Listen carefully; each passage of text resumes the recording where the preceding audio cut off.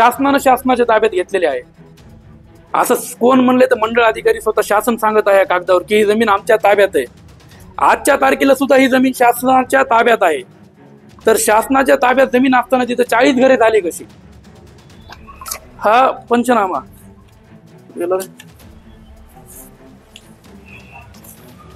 हा मंडळ अधिकाऱ्याचा पंचनामा आहे की वारंवार तिथं अतिक्रमण होत आहे।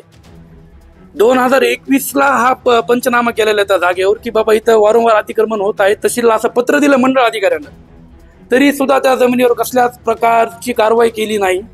आणि आपण बघत असाल हा 2011चा त्या जमिनीचा फोटो आहे। तिथं फक्त तेव्हा 2 घरं होते। 2 घरं असल्यापासून समस्त पुजारी समाज तिथं जाऊन तहसीलला अर्ज देत आहे की बाबा इथं अतिक्रमण होत आहे।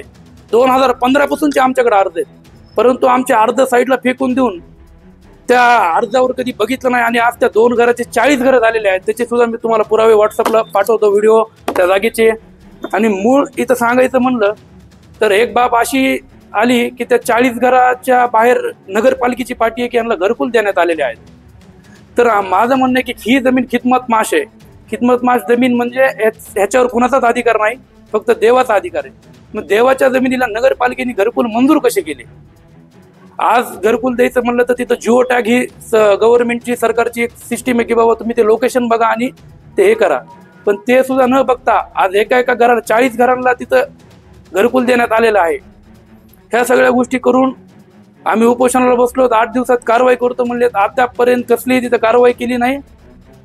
आणि यामुळे जे तिथं भूमाफिया बसलेत त्यांचं आणखीनही वाढत आहे की प्रशासन आम्हाला कसल्याच प्रकारची म्हणजे आमच्यावर येत नाही किंवा कारवाई करत नाही। आम्ही अल्पसंख्याक समाज असल्यामुळे आमच्यावर हे दखल देत नाहीयेत, असा काही विषय आहे। पण प्रशासन आम्हाला, तहसीलदार हे मंदिरचे अध्यक्ष आहेत स्वतः,